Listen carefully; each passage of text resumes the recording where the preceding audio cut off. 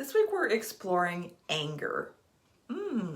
Anger is a topic for December when we're supposed to be having good, warm, fuzzy holiday feelings. Well, it's a topic I chose because I see so many of my clients have a very interesting relationship with anger. In fact, they treat anger like an intruder that they want to keep locked outside of their house. So I'm curious, what's your relationship with anger? And maybe even more important, what did you learn about anger as a child? I can tell you what I learned about anger as a child was that it wasn't safe to show any.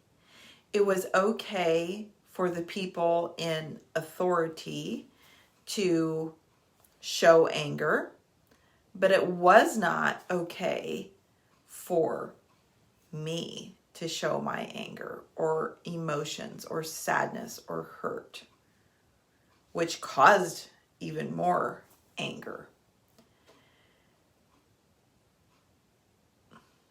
If I did show anger, it wasn't received well. It wasn't honored. It wasn't respected. It was treated as something bad, as, oh, you dared to do that, and there might be something wrong with you because you dared to express an emotion or a feeling. I wonder if you've had a similar experience as me, where it was okay for somebody in your life to express a lot of anger, but you just had to receive that in and you couldn't respond to it in a safe way. Now, as children, there are sometimes we are in situations that we have no control over as children, and we can learn these behaviors. But as adults, we always are at choice on how we're going to show up in the world. But if we've learned as children that it wasn't okay to have anger, that was a bad emotion, if somebody's labeled it as a bad emotion, then as an adult, it can feel very scary to feel anger. In fact, I spent most of my life trying my best not to feel anger. My mom always called me the peacemaking child, and I always wanted things to be in harmony around me. And as I look back now, that was my attempt to make everything okay so that I didn't have to experience those emotions that someone had labeled as bad for me. Anger, sadness, whatever it is. I know now, based on neuroscience, based on mindfulness research and practices, that each time we swallow anger in and are not able to respond to it, it lodges as a ball of energy in our soul. You can almost maybe think of it as an arrow of energy. In some traditions, this is called a samskara. Think about it as a coil of like an arrow going into your soul, but it went at such speed that it actually impacted on itself and coiled down into a little ball. So if you have not been allowed to express anger in a healthy way in your life, I can almost guarantee that if we did an anger x-ray of you, we would see all of these little balls and pockets of anger lodged inside of you. That energy can cause sickness, it can cause depression, it can cause anxiety, it can cause many things in our life. Because anger, the opposite of anger is sadness. And at times it's much more acceptable to show sadness, depression, than it is to show anger. But they're the two sides of the same coin. And if we have a good balance of both of them, then that's a healthy relationship. But if you are stuck in a great deal of sadness in your life, or if experienced depression, most likely that means you've not had a healthy outlet for your anger. And finding a way to healthily express that anger is one of the fastest ways to lift yourself up out of sadness and depression. If you think of anger as heat and sadness as water and tears, at times when there's a flood, we need the sun to come out. We need the heat to dry up the water. And at times, if there's a raging forest fire, we need the water to calm the heat. And it's the same with the energy inside of you. Now, what does it look like to healthily express anger? We've got to create safe spaces and safe people to express that anger with.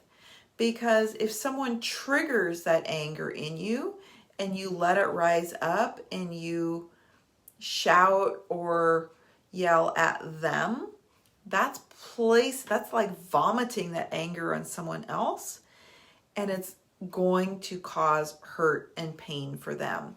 And what we want to do is not continue this cycle of hurt and pain. We want to stop it, and we want to bring healing. So how do you find a space to express anger in a healing way? Well, anger can be expressed in a healing way in a couple ways. Some ways that I find to express my own anger is finding a safe space to just be able to scream and to yell and to let it out. This is a space where I'm not vomiting that anger on someone else, but maybe it's in the car while I'm driving, or out in nature where I can shout and let loose. Sometimes punching a pillow, punching a punching bag is a healthy way to express anger. And one of the most healing ways to express anger is to have someone in your life that's strong enough to hold space for you while you express that anger.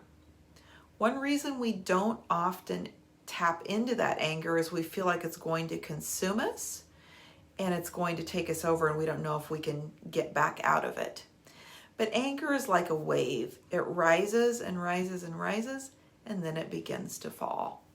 And so if you have someone who's a safe person to hold space for you, and holding space just simply means they're comfortable with allowing whatever needs to happen in that space to happen, whether you need to shout, you need to cry, you need to stomp, you need to stamp.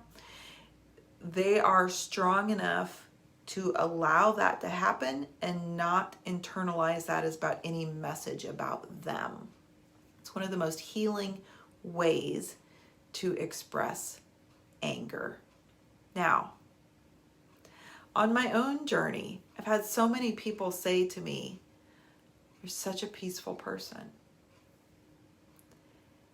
And even in my own continued growth journey this last summer, I had to acknowledge that I hadn't tapped into and expressed a lot of my own anger.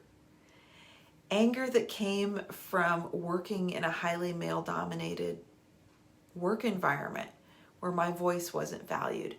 Anger that came from growing up in an extreme conservative environment where I wasn't allowed to be who I am. All these little arrows that had lodged inside of me. But the cool thing is, when we find this healthy space to express our anger, it lets those little arrows of compressed energy or samskaras up out of us, and it heals those wounds where they were lodged in.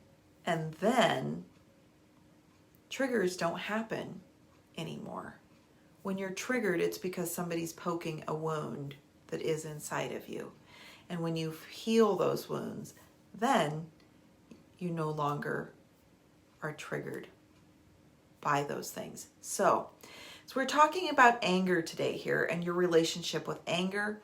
I want to just quick do a review of what we've talked about. We've talked about what is your relationship with anger?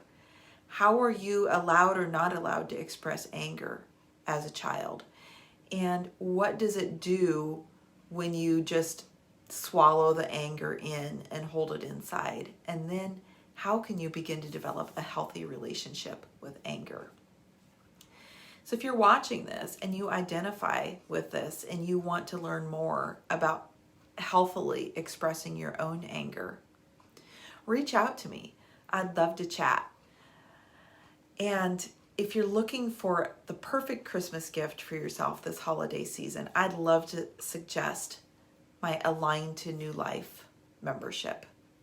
It's a membership where you can get bite-sized lessons each month in a very cool space that helps you to actually experience and learn the lesson, because hearing and understanding with our mind, completely different than actually experiencing it in our life. So consider the Align to New Life membership as a Christmas gift to yourself or someone else that you know needs it, and would love to see you there. And tap into your anger this week. Don't be afraid of it. I'm transformational coach Vicki Haddock, and I'm here to help you become unsilenced and awaken to the greatest potential that you always were inside of you. Have a great and beautiful day.